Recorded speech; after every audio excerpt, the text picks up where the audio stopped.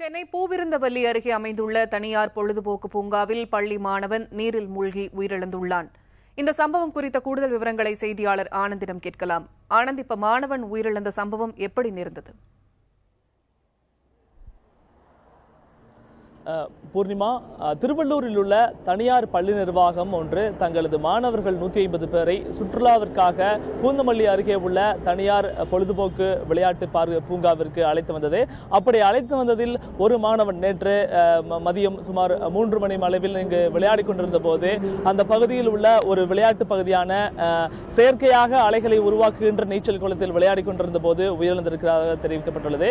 குறிப்பாக இது தொடர்பாக வழக்கு பதிவு செய்த, அதாவது நசரத்பேட்டை காவல்துறையினர் வழக்கு பதிவு செய்து விசாரணை நடத்தி வருகிறார்கள். இது தொடர்பாக இந்த உயிரிழந்த மாணவனின் பெற்றோர்களை தொடர்பு கொண்டு நாம் கேட்டபோது அவர்கள் தெரிவித்த கருத்து என்னவென்றால், பள்ளி சார்பாக சுற்றுலா அழைத்து செல்வதாக காலை 8:30 மணி அளவில் மாணவன் வீட்டிலிருந்து கிளம்பி சென்றதாகவும், பிறகு பள்ளி நிர்வாகத்திடமிருந்து தங்களுக்கு ஒரு தொலைபேசி வந்ததாகவும், அந்த தொலைபேசியில் தங்களது மாணவன் விளையாடும் போது அடிபட்டு விட்டதாகவும் உடனடியாக வருமாறு தெரிவித்திருக்கிறார்கள்.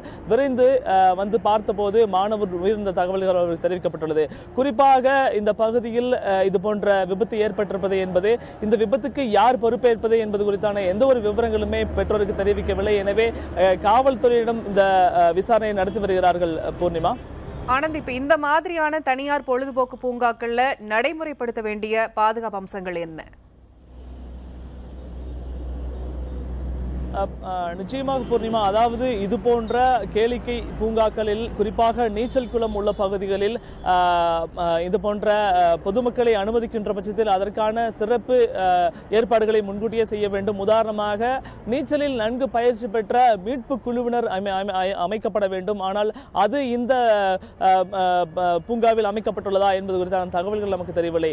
தற்போது நடந்துள்ள இந்த விபத்தை பொறுத்தவரை பார்த்தோமேயானால், இந்த செயற்கையாக அடை உருவாக்கு பகுதியானது படிப்படியாக ஆழங்களாக இருக்கும். அதாவது விளையாடுபவர்களின் உயரத்திற்கு ஏற்ப ஒவ்வொரு கட்டங்களாக பிரிக்கப்பட்டு அதற்கேற்றவாறு விளையாட அனுமதிக்கப்படுவார்கள். அப்படி முதற்கட்டமாக சிறுவர்களும், அதற்கு அடுத்த கட்டமாக நடுத்தர வயதுடையவர்களும், அதற்கப்புறம் இருப்பவர்கள் பெரிய இளைஞர்களும் விளையாடக்கூடிய ஒரு அளவாக இருக்கும். இந்த இடைப்பட்ட பகுதியை கயிறு கொண்டு பிரித்திருப்பார்கள். அதன் மூலமாக செயற்கை அலை வரும்போது அதில் விளையாடுவார்கள். தற்போது இந்த விபத்து நடந்த, அதாவது இந்த சிறுவன் விழுந்த பகுதி என்பது பெரியவர்கள் விளையாடக்கூடிய பகுதியில் விழுந்திருக்கிறார்.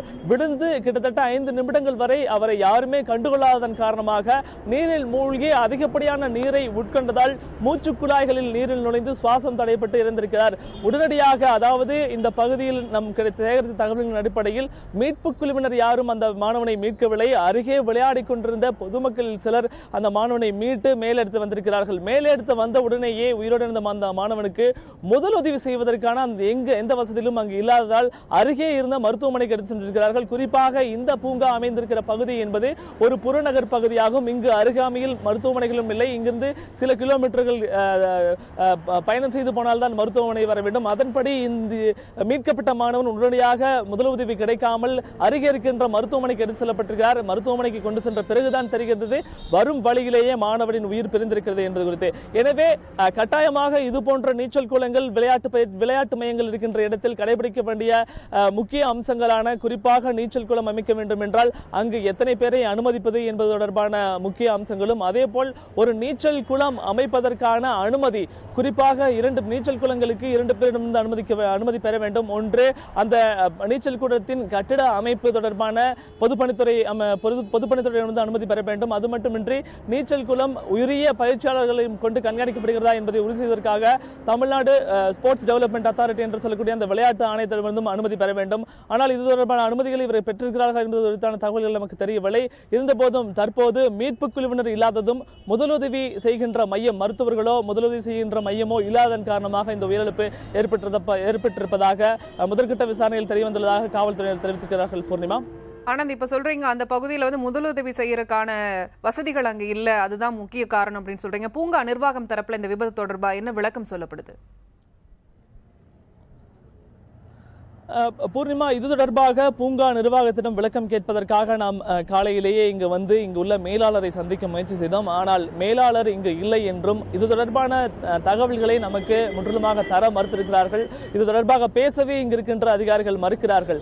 இது மட்டுமின்றி இது போன்ற அம்யூஸ்மெண்ட் பார்க்ஸ் அமைக்க வேண்டும் என்றால் பல்வேறு துறைகளிலிருந்தும் பல்வேறு கைட்லைன்ஸும் ஃபாலோ செய்ய வேண்டும். ஆனால் இதில் ஒரு மிக முக்கியமான சிக்கல் என்னவென்றால் இது போன்ற பொழுதுபோக்கு பூங்காக்களை கண்காணிப்பதற்கான தனி அமைப்பு எதுவும் இல்லை. எனவே இது போன்ற அமைக்கப்படுகின்ற பூங்காக்களில் விதிமுறைகள் சரியாக பின்பற்றப்படுகின்றனவா என்பது குறித்தான ஆய்வுகளை மேற்கொள்வதற்கு எந்த ஒரு தனி அரசு அமைப்புகளும் இல்லை என்பதன் காரணமாக பல்வேறு விபத்துகள் நடைபெற்றுக் கொண்டிருக்கின்றது. தற்போது விபத்து நடந்துள்ள இதே பூங்காவில் சில வருடங்களுக்கு முன்பு 11 வயது மாணவி சிறுமி ஒருவர் உயிர்ந்த சம்பவம் நடந்திருக்கிறது. இதே போன்று சென்னையை சுற்றியுள்ள பல்வேறு பொழுதுபோக்கு பூங்காக்களிலும் தொடர்ச்சியாக பல விபத்துகள் நடைபெற்றுக் கொண்டிருக்கின்றது. இது போன்ற ஒவ்வொரு முறையும் விபத்துகள் நடக்கும் போது மட்டுமே விழித்துக் கொண்டு நடவடிக்கைகளை எடுக்கின்ற அரசாங்கம் அந்த பின்பற்றப்பட வேண்டிய விதிமுறைகள் சரியாக பின்பற்றப்படுகின்றதா என்பது குறித்தான தொடர் ஆய்வுகளை செய்வதில்லை. குறிப்பாக இது போன்ற பூங்காக்கள் அமைக்க வேண்டும் என்றால் தீயணைப்பு மற்றும் மீட்பு குழுவிடமிருந்தும் அனுமதி பெற வேண்டும். அதே போல் நீச்சல் போன்ற பயிற்சிகளை விளையாட்டுகளை செய்கின்ற போது அது தொடர்பாக உள்ள துறைகளிடம் அனுமதி பெற வேண்டும். இது போன்ற அனுமதிகள் பெறப்பட்டுள்ளதா என்பது குறித்தான எந்த முடிவும் இல்லை. எனவே இதற்கான ஒரு ஆணையத்தையும் ஒரு ஒழுங்குமுறை கண்காணிப்பு அமைப்பை உருவாக்கினால் தான் இந்த விதிமுறைகள் பின்பற்றப்படுகின்றனவா என்பது குறித்தான குறித்து தொடர்ந்து பார்வையிட முடியும். எனவே இது போன்ற வருங்காலத்தில் விபத்துகள் தடுக்க முடியும் என்கிறார்கள் சில சமூக ஆர்வலர்கள். எப்படி இருப்பினும் இது தொடர்பான விளக்கங்கள், அதாவது பின்பற்றப்பட வேண்டிய விதிமுறைகள் பின்பற்றப்பட்டுள்ளனவா, நீச்சல் குளத்தில் மீட்பாளர் பயிற்சி பெற்ற மீட்பு பணியில் ஈடுபட்டவர்கள் இருக்கிறார்களா, முதலுதவி மையங்கள் இருக்கின்றனவா என்பது குறித்தான விவரங்களை கேட்க முயற்சி செய்தோம். ஆனால் கிடைக்கவில்லை. அதே வேளையில் இது தொடர்பாக பெற்றோர்கள் கூறுகையில், அதாவது உயிரிழந்த மாணவனின் பெற்றோர்கள் கூறுகையில் இந்த விபத்து நடந்த இடத்தில் ஒரு சிசிடிவி கேமரா பதியப்பட்டிருப்பதாகவும் அங்கு அனைத்து விவரங்களும் பதிவாகி இருக்கும். எனவே காவல்துறை அதனை கைப்பற்றி விசாரணை நடத்த வேண்டும் என்கின்ற கோரிக்கையை முன்வைத்திருக்கிறார்கள். பூர்ணிமா.